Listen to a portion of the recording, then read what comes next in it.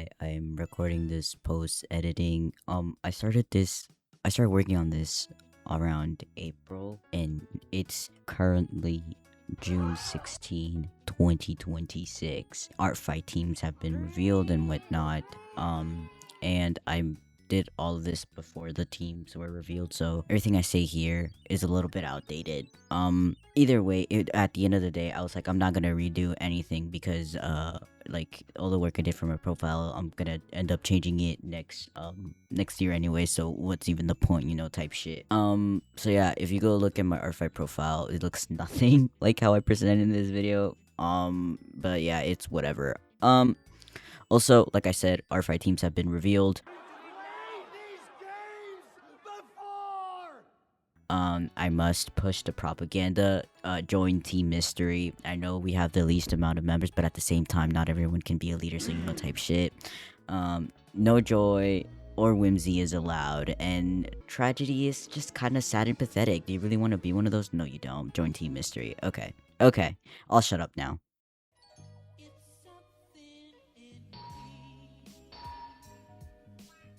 Artfight is an annual online art game that lasts for 1 month, taking place during July. The way the game works is that you have an entire month for you and your team to gather as many points as possible, and whoever has the most points by the end of the month is the winning team. The way to get points during this event is to draw OCs of the opposing team. You can also do friendly fire, which is basically when you draw OCs of people in your same team, although it gives you less points than the usual attack. You can also defend, which is basically when you draw something back for the person that drew something for you originally. The event is basically just glorified art trading. This is going to be my 5th year participating in Artfight. Don't mind the fact that I only have 3 badges. I participated during Bloom vs Wither, but I had to delete that account, okay? And as someone with a 0% winning rate, I feel like I'm qualified enough to talk about Artfight. Jokes aside though, the team system is not the main point of the event. Artfight is known as an art trading game, but to be fair, I don't think it's entirely honest to call it that either. Artfight is more so an art gifting game. Just because you give someone art doesn't mean you should be expecting anything in return. You should be playing the game because you want to give people art. Keep your expectations low, and I promise you'll enjoy the game more.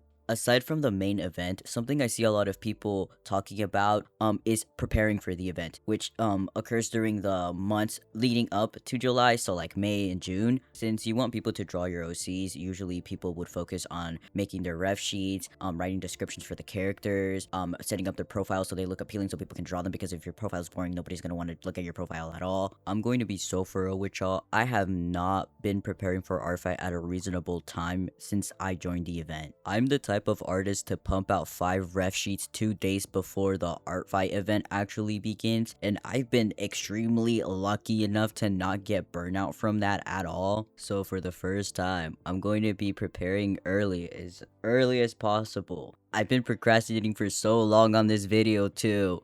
I need to lock in and get on my grind. So I plan on showing the steps I take up to set up my Artfight profile. This will include obviously my profile and my characters. This isn't supposed to be used as a tutorial, more so of a showing of my own process, kind of like when a teacher asks you to show your work when doing math or whatever the fuck. You can follow what I do, it might be helpful to some, but I'm in no way saying that the way I do things is the only and the best way to get ready for Artfight. Obviously, there's actual tutorials on YouTube that might have an easier way of doing things than I do, so you can just look at those up if you're actually looking for advice or tips, or just like I said, straight up a tutorial. Okay, enough tooting and tolerant, bro, because I've been talking for so long now. Let's actually get started with my profile, bruh. Let's all be honest, if we don't find a person's profile appealing, more often than not, we go ahead and judge a book by its cover. If most people are not entertained by your profile, they're just gonna click off and move on to the next person, and that includes me. But don't worry, I'm a simple man, I don't think much. So it doesn't really take a lot for me to, pay attention type shit. For my own profile, I just wanted to add images because I felt like my original profile was kind of boring. It was basically just a bunch of words on a screen. It did have blinkies, but they can only carry so much. So I decided to make a little banner thing. I don't think this would really be considered a banner, but I just wanted something that could do for a little sneak peek of my characters I would be using for this year Artfight, despite the fact that I'm not going to be using most of these characters for Artfight. This is exactly the reason why I don't like preparing early, because I always change my fucking mind. But you know what, whatever, we're gonna just thug it out. I also added an introduction card, basically just stating what I want people to refer to me as, what my priorities will be during the event, and what I can and can't draw.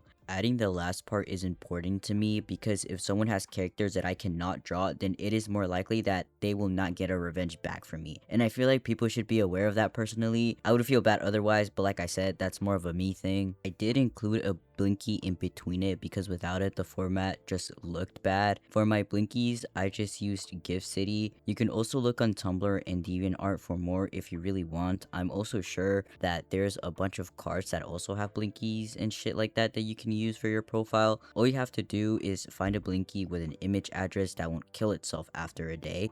The same way you would add images onto your profile is the same way you would add blinkies, stamps, dividers, anything that is not straight up text. For images, I use Foul Garden. You high-key need to make an account, but once that is over with, you just import your images, copy the link, and paste it. You can also adjust the size inside of Artfight, but make sure to size it properly because sometimes what might look good on PC might look bad on mobile and vice versa, so you'd have to check out for that. I myself am a dark mode user and I will stand by that till the day that I die. I will never change to light mode out of my own free will, but there are some people that use light mode either for personal preference or because of accessibility. Please make sure that your profiles are readable, that all your text is readable, that all of your images are able to stand out from the background. Obviously, this isn't a requirement, but I think it's a very considerate thing to do, and low-key, it's bare minimum, but no one get on me for that. Overall, my profile isn't the most impressive, and I'm kind of seeing it and I'm like, damn, like this is kind of bare bones. So as we approach the event, I might change it up a little. I might add a little bit more things, and that's okay, you know? In fact, if I don't want to end up changing it all, I don't have to end up changing it at all. There are multiple ways to set up your profile. There are multiple aesthetics and styles that really are really good, and mine is kind of just like there, okay? So honestly, just do whatever you want for your profile. You know, you're an artist. Be as creative as you want, bro. Be as creative as you want. Low-key forgot to mention CSS, but I'm also a broke boy, so we're just gonna ignore that and move on to the next thing. Character permissions are your boundaries regarding your characters. Basically, what are people allowed to do and not do with them? Me personally, I'm pretty relaxed when it comes to my own characters. I don't have a lot of boundaries regarding them. People can do whatever the hell they want with them. I'm not about to dictate what people do with their own art, but there are a few things I have hard limits on. Those being not safe for work and race bending.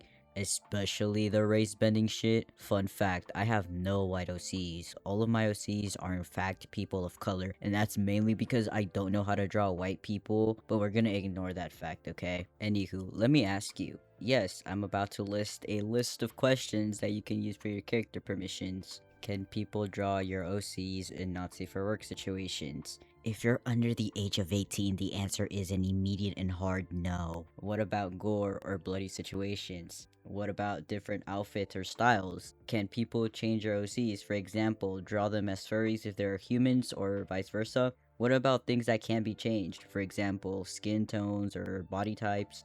Do you care if people want to draw ship art? Are you comfortable with people drawing ship art of your OCs with their own OCs or only your own? Does it bother you if people draw your OCs with other characters at all? What about Mass Attack? How do you feel about people posting art they made of your characters offsite like Toy House or Twitter? What can they use to credit you? Do bright colors bother you? If so, that should probably be specified. Also, do you have a preference for some characters over others that you like to be drawn? There's probably a lot more things that I'm not thinking about at the moment, but I think that those are some basics that could get you started off. Everyone's character permissions are different, and this is why it is always important to check someone's boundaries. If you are unsure of someone's character permissions, you should probably ask the artist. It is way better to ask than unknowingly accidentally break someone's boundaries by accident. It will save both of y'all a lot of trouble. At the moment, all of my characters are archived due to the fact that I'm still working on their stuff like ref sheets and character descriptions and whatnot. This year, I only plan on having 6 characters max if I even feel like doing 6 characters. For sure going to have at least 4. Anyways, due to the fact that I actually don't have that many characters, I've decided to go all out on the character profiles that I will be having this year. I'm gonna be starting with Mortis because Mortis is my favorite ever, and I love Mortis, and she gets the most attention whenever I do shit like this. But yeah, I'll be using her to show my process, if you want to call it that. Anyways, I was originally planning on making her profile picture or like icon thing a little chibi so it could show the whole design. I took this idea from someone else, but I low Kirk forgot their name at the moment. If I end up finding them, I'm gonna put their name on screen right now. But since we established that I can be a little lazy, I decided that I didn't want to draw a lot. So I just decided to use a previously finished drawing I have of Mortis, add a little overlay, and boom, profile picture's done. Personally, I find more finished or render icons to be more appealing personally, but that really is just me. When opening up her profile, first thing you finna see is Mortis' ref sheet. Speaking of ref sheets, I love making ref sheets, and I kinda wanna talk about it for like a minute or so.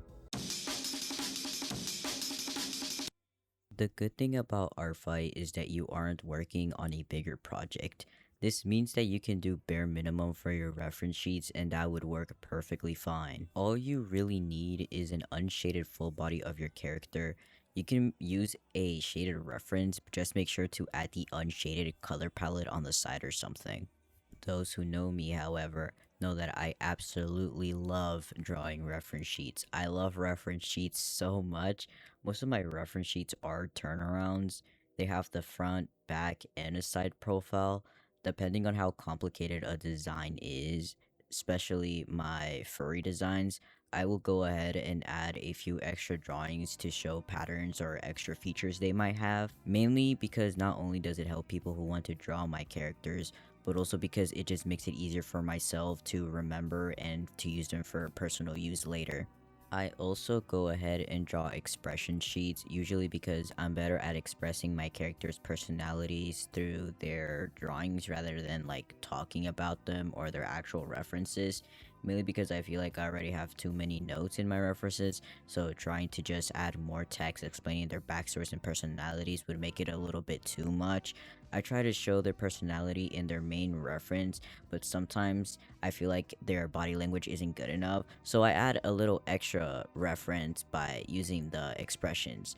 Obviously, this is not needed for all characters, but I love my OCs, so yes, I will take the time to make their reference sheets and their expression sheets. Anyways though, back on topic.